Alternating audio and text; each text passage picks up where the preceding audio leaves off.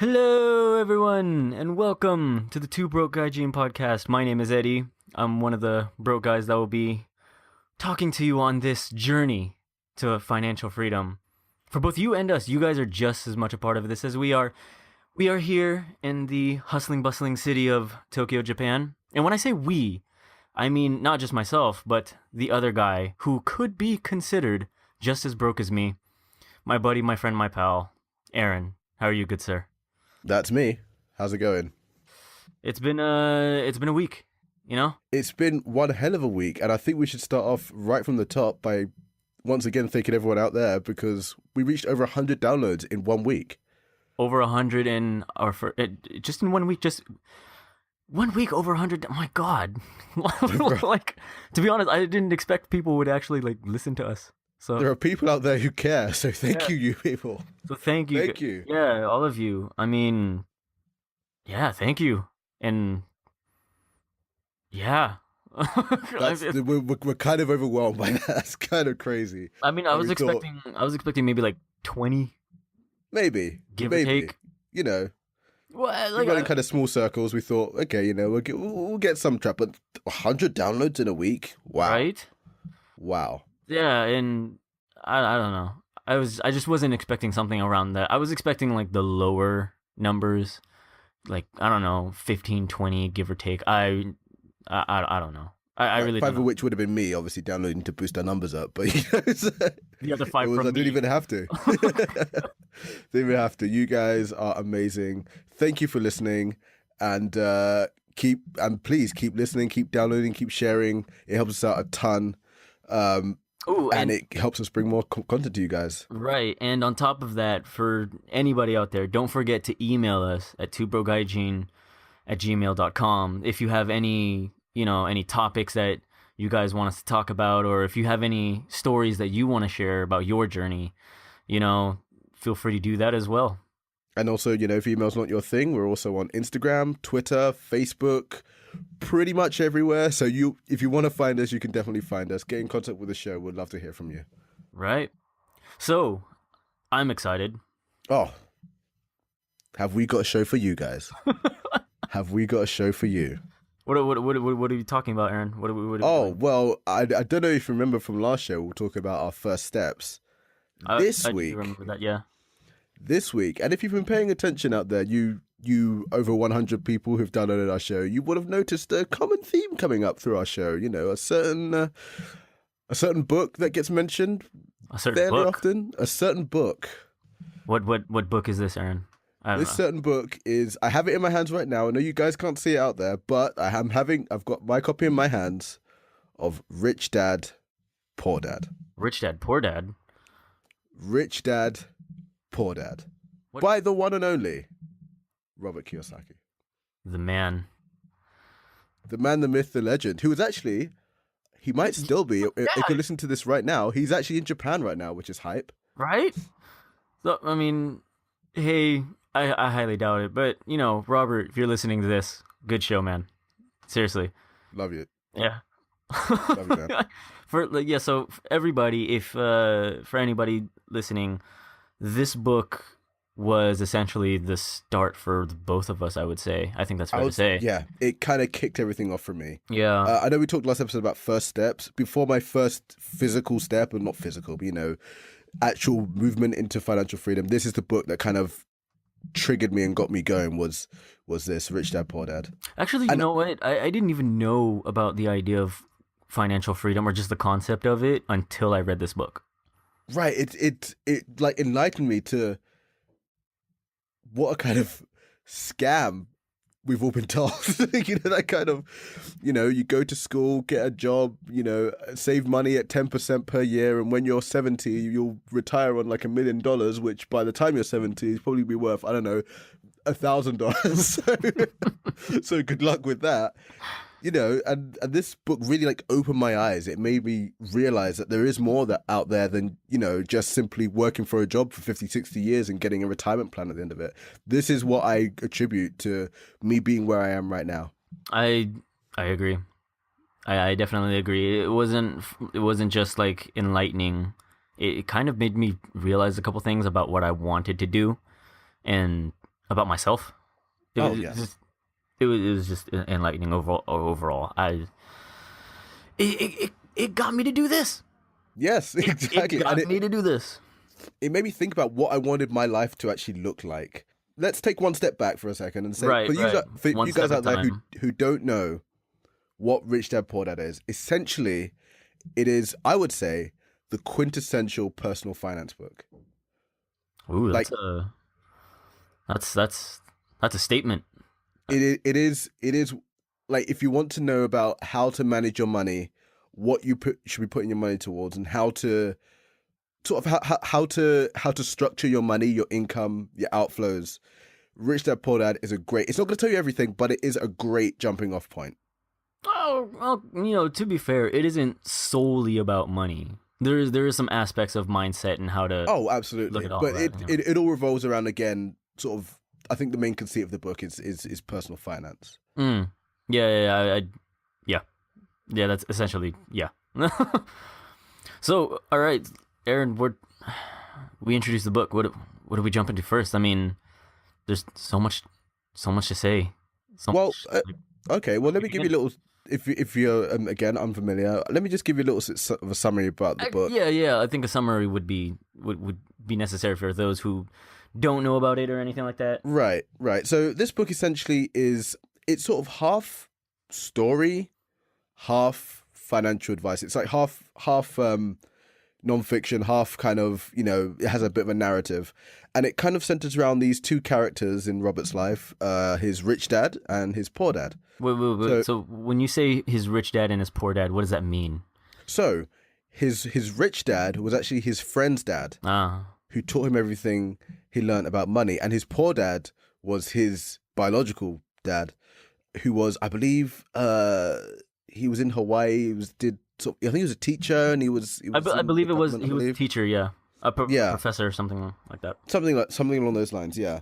So, and this book essentially goes into what his poor dad taught him versus what his rich dad taught him, about money. At least, as he always says, he doesn't discount what his biological father told him about life and morals and all that sort of stuff and spirituality, but he talks about in terms of how to manage one's assets, what to invest in, how the rich think about money, that kind of thing. How people they create money. It's as I say, it's a great jumping off point. Oh, definitely. I mean, I don't know if you remember, or any of you guys who are listening. Within an earlier episode, I kind of mentioned a particular aspect that really got to me, which was the idea of a poor mindset and a rich mindset. And I think now would be the perfect time to kind of dive a little bit deeper into that. Well, yeah, that is where that concept came from, was this book. Exactly. That's exactly where this concept came from. Exactly. The whole I can't afford it to how can I afford it? That's exactly where that came from, was me reading this book. And I must have blitzed through it in about a day and a half, which is lightning speed for me reading books these days. Just absolutely blitzed it when I first read it. And I have it in multiple formats. I have it all over the place. It's one of those books that I always recommend people read.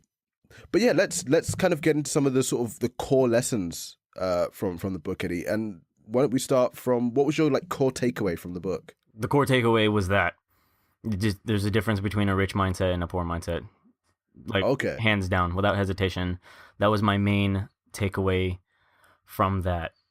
And to be honest, it made me look differently at a lot of other things. And I know a lot of the stuff that I'm saying about it is very general, but it's very hard to actually describe unless you go into his words. Because the thing is, I don't want to say too much into it because I want people to read the book.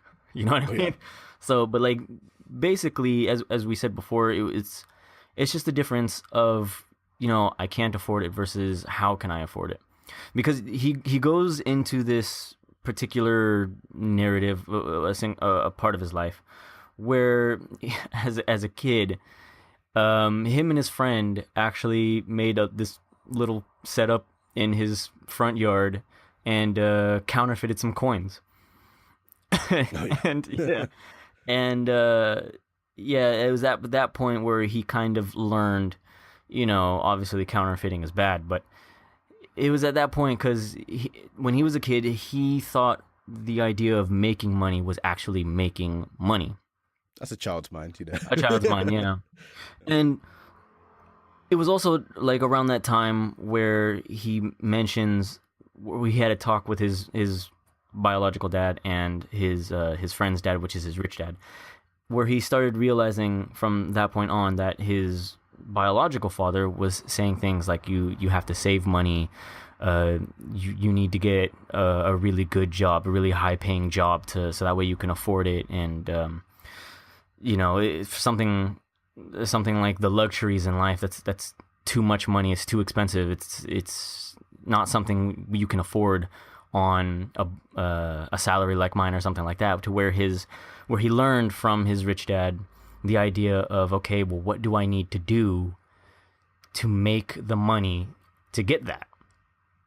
And I think that just a simple thought like that, once you start applying that thought process to, I mean, I wouldn't say everything, but to a lot of things in life, it kind of changes the way you think, really. I mean, it really does. It kind of flips everything upside down in his head. It kind of does. It really does, because you stop thinking about like, oh my God, how much money do I have in my pocket, to like, okay, well, maybe, I don't know, I can do something to get the money to pay for that. I mean, I'm just talking in circles, aren't I? Like, no. I mean, it really, like, that's essentially, it's so simple. And that's all there is to it. It's something so simple, but to me, so powerful.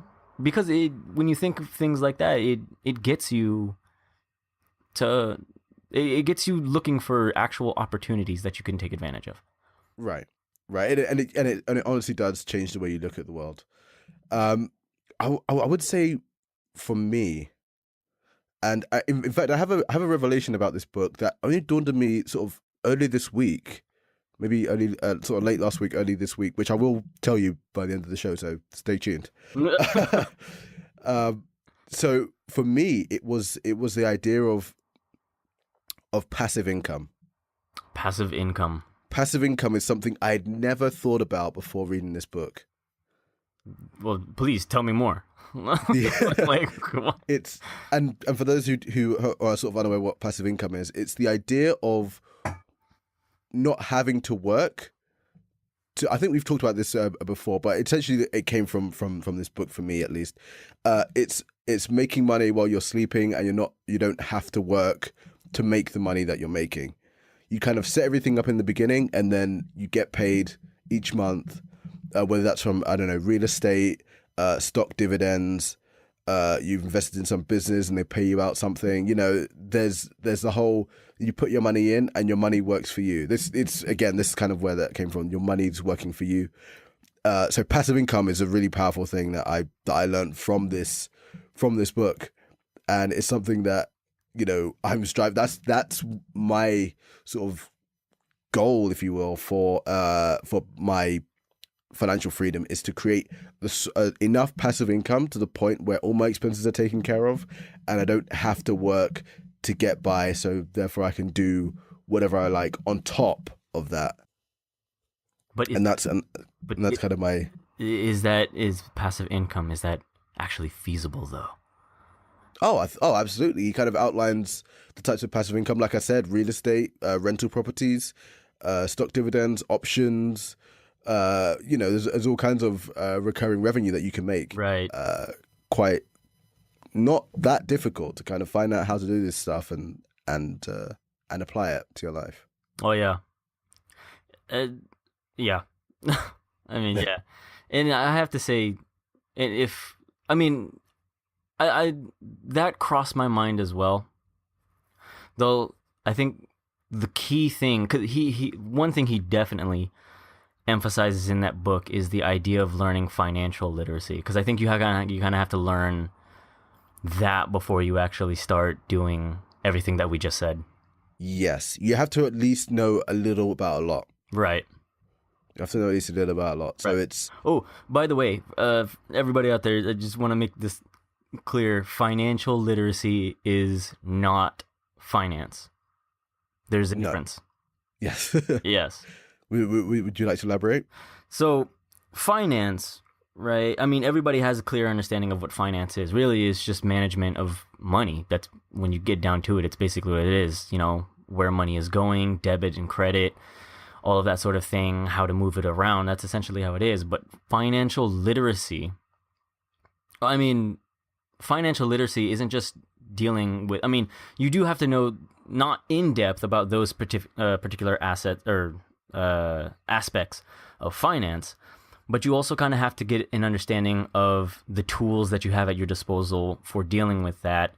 Like, for example, like contracts and all that other stuff. But on the overall emphasis that what he really, brings up inside of his book is just simply the idea that, and just know the difference between assets and liabilities. And then you just want to buy the assets. Yes, that is another core tenet of the book is buying assets, not liabilities, and using assets to pay for liabilities. Right. And it sort of goes into financial statements, cash flow, that kind of thing. Right. That's more financial literacy. Right. The thing I want to emphasize on that point, though, the thing that I want to emphasize is that a lot of people get this idea that in order for you to actually make cash, or in order for you to actually get this money, it's usually assets minus liabilities. When really that's not particularly the case, because, yeah, that's that. But the thing is, what you want is those assets to cover the liabilities. Essentially, yes. instead of having an asset worth a certain amount of money, you want an asset that generates a certain amount of money, enough to, cover those liabilities. Yeah, and this is kind of where passive income comes in, because if you have passive income, you wouldn't have to necessarily work for those things that then pay for your liabilities. Right. And when we talk about assets and liabilities, it's at least according to this book, it's a very simple concept. It's basically a liability is something that takes money out of your pocket, and an asset is something that puts money into your pocket. Exactly. It's kind of that simple. So, for example, he's kind of a little bit controversial, but he says that your house isn't an asset. He does say that, doesn't he? The house that you live in is not an asset. Many people believe, it's one of the biggest expenses they have. It's one of the highest value things they own, and that it's an asset. But if you're in the rich dad mindset, it's not an asset, because you're paying to stay there, and it's taking money out of your pocket. Now, if you bought a house and had someone else pay the mortgage for it, aka renters, that's an asset because it then puts money into your pocket each month. Right. That's right. He does say something like that. Yes. So that is another one of those core tenets that's sort of in the book, and he does draw down on assets versus liabilities and how you want to have more assets than liabilities. And there's all these kind of flow charts and cash flow statements, and what a poor person's cash flow looks like, what a middle class person's cash flow looks like, and what a rich person's cash flow looks like. So as their assets go up, their expenses go down, and the liabilities go down, because their assets are so big that the liabilities then become a smaller percentage of that. Therefore, they go down. Right. So, but let's dive a little bit into actually how does someone go about getting those assets? That's actually something I would like to save for another show, to be a bit more in depth. But at least for sort of like a basic view on what assets are, like I mentioned, real estate, business, stocks. There's various assets that you can accrue that will give you monthly, just recurring income, or just appreciate in value. Like, for example, if you buy like an expensive car, the moment you drive it off the lot, it's halved in value. So essentially, yeah. It's not an asset, really. But, you buy a rundown house, and you you build it up, or even not, you just kind of flip it. You just kind of you buy it for a low amount and put a $2,000-$3,000 markup and sell it off the next day, or a month down the road. That's an asset. You've just made money from thin air. Who's to say that thing was worth $3,000 more? It's worth what people are going to pay for it. Yeah, I mean, yeah. Yeah. I feel like we're kind of covering the general basis of it pretty well. It's insane. Yeah. So I think now would be a good time for me to talk about my kind of revelation about the book. Go for it. That it is one of those books I still hold near and dear to my heart, I apply the lessons I learned from this book every day in my life. But I was listening to, I believe it was a podcast or another audiobook I was listening to. I'll put the link in the show notes as to what book it was when I remember what it was. But this guy talks about this book and how it doesn't actually teach you, or it doesn't actually touch on how to get rich. Okay. Do you agree? Well, wait, are you still talking about Rich Dad Poor Dad? I'm still talking about Rich Dad Poor Dad, but okay. someone brought up that this book doesn't actually tell you. Well, not to get. I mean, rich is kind of like a relative term, but right. It doesn't tell you how to accrue wealth. Right. It tells you how to maintain your wealth and to grow the wealth you already have. Okay. All right. That sounds a lot better. Right, but if you're starting off two broke guys like us, this book is great for having that mindset once you're actually making that kind of money, or you've got that kind of money to invest. But starting out from zero, this book doesn't actually tell you much about how to get from zero to where you should be, to the point where this book starts to take over. Actually, would you? Well, no, you're right. You're right. I'm just making a statement about what you just said. You're absolutely right in what he just said. But in terms of going, I would have to say going a little bit more in depth about actually obtaining riches. I remember he references, not to a great detail, but he references the book that I'm actually reading now, Think and Grow Rich by Napoleon Hill. Yes.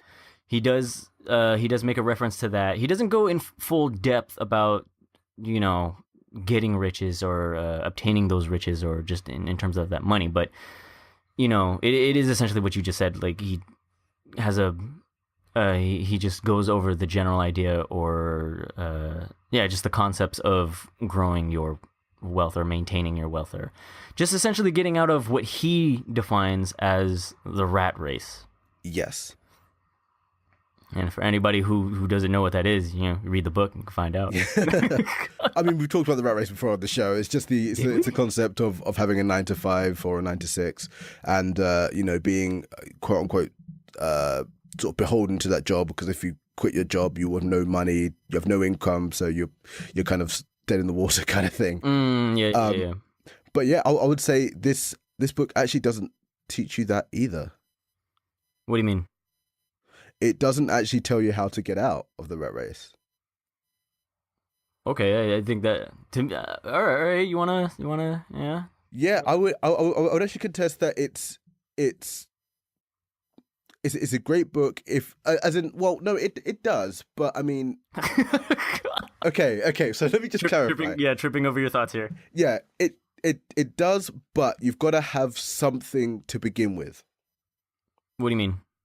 You've got to have some kind of assets to begin with, in terms of, like, even if you just had cash, it teaches you how to manage your money. Right. In terms of getting that money in the first place, I don't think it's not the book for that. Right. Okay. All right. Now I see. I have a better idea of what you were trying to say. Yeah. In fact, he does touch on it very, very briefly when he's talking about his wallet business. Wallet business. You have to refresh my memory on that one. Yeah. So he started a wallet company, I believe, in Hawaii, and essentially that's how he accrued a lot of his first kind of. I think he may have become a millionaire of that company, but he said he screwed up and then he kind of lost everything. But that taught him a lesson about how to manage the money. He was going out, buying fast cars and all that sort of stuff, and being kind of flippant with his money. And then it kind of came back, and he sought help from his rich dad, and kind of got himself back together after that. But he kind of talks about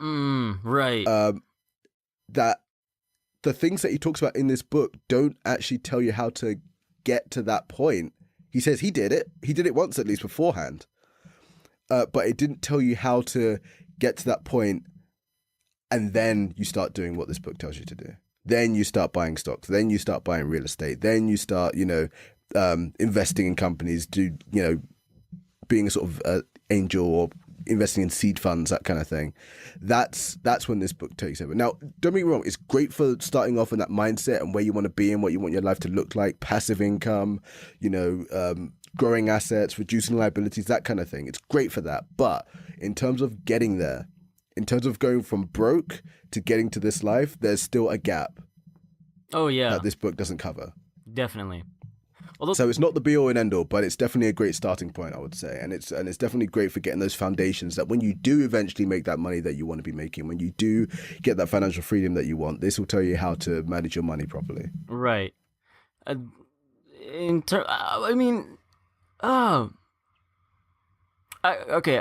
know what you're saying. And yeah, but I think this could count, I suppose, because he does, and this is one of the things that got to me as well.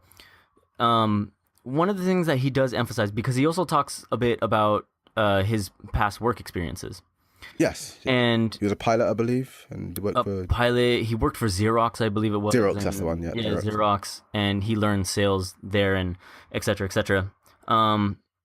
But the philosophy behind getting a job and doing that job, working to learn, not necessarily for the money. Yep. So in other words, you go into a job not necessarily looking for money. You go into the job because this job has something that you want to learn professionally, or just get really good at. So therefore, you can apply that into your overall plan, method, whatever it is you want to call it. You use these skills that you learn from the job to get you to where you want to go. So I don't know. I would kind of argue just a little bit that that's kind of a way to get you. That's kind of a how-to to get there. To the end goal, the financial freedom. Right. Like I said, it's great for mindset. I think that goes into mindset. Approaching a job not necessarily because it pays the best, but because you're going to learn the most. I think that's. And I just say it's a great book for mindset, but I believe that. Sorry, I just remembered. I'm going to put it in the show notes anyway. But I was listening to Millionaire Fastlane by MJ DeMarco. Oh, I don't know. What is that? Another book I'd like to get into at some point. So yeah, Millionaire Fastlane by MJ DeMarco. And the thing that solidified, he sort of brought to my attention. I thought about it and I thought that he was right, because if you think about it, how many of these guys? Now, again, this is going to sound a bit dismissive, but you'll see why I'm saying what I'm saying in a second. Okay.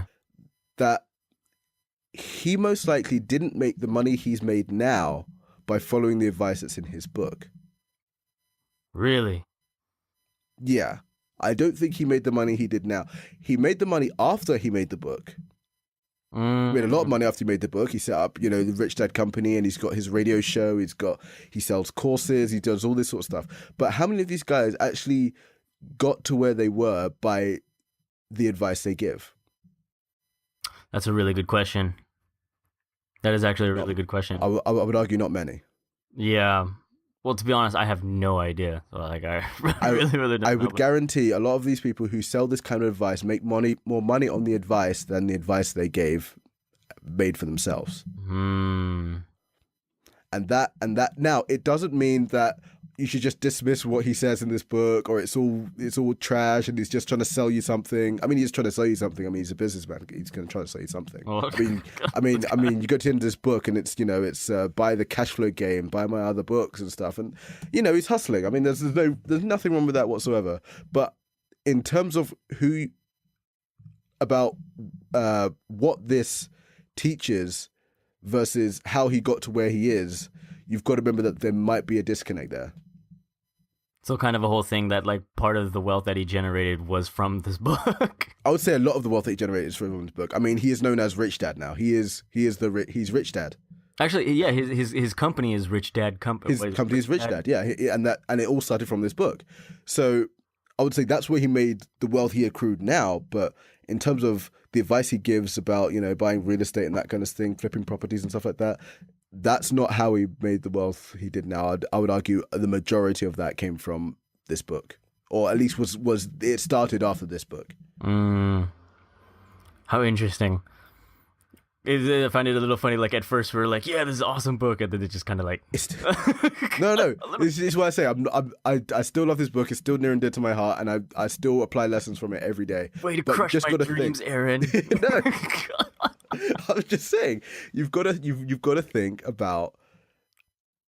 Okay, so what do you think?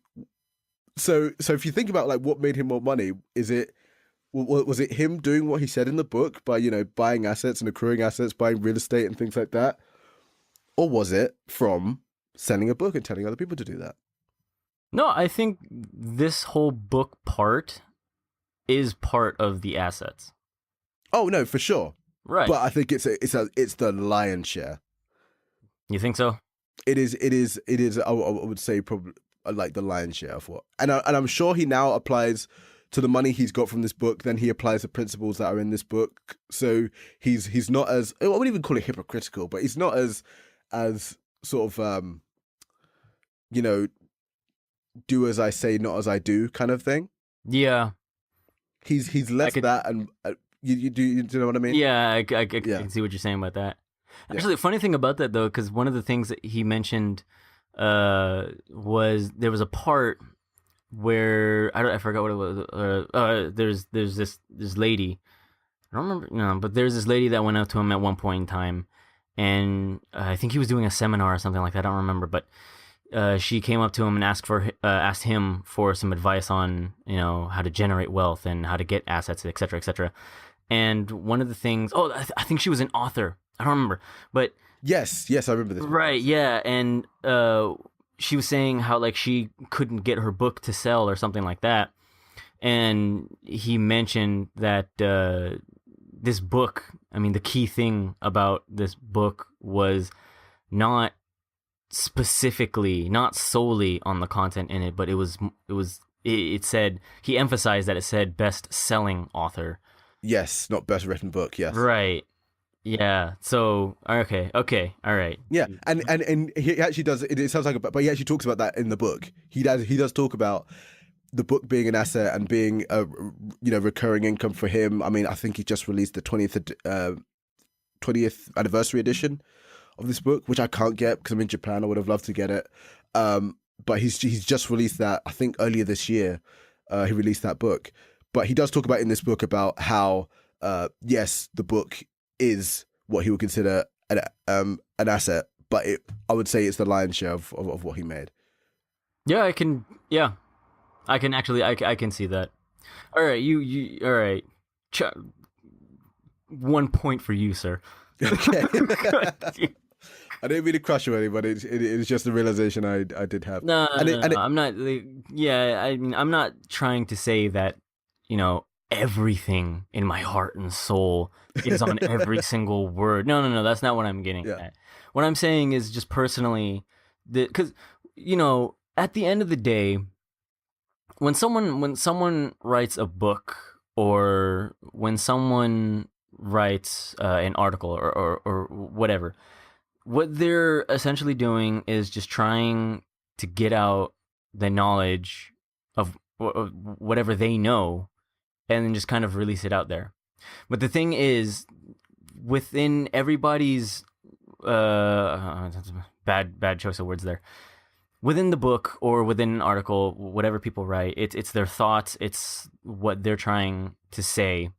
And the thing is, within everybody, there's something that you can learn, from somebody else's Yes. thing. And you shouldn't really rely on everything that someone says. Wait, did I say that right? I'm having No, you're exactly. That's actually something I wanted to touch on as well. Yeah, you're absolutely right. Right. So it's just more like the things that we were talking about, the mindset, the rich mindset versus the poor mindset, the whole thing about financial literacy and generating assets that create money to cover your liabilities. Those core things, I do believe in. It's kind of one of my goals here, and I think especially in terms of that whole mindset part, I think it's really important.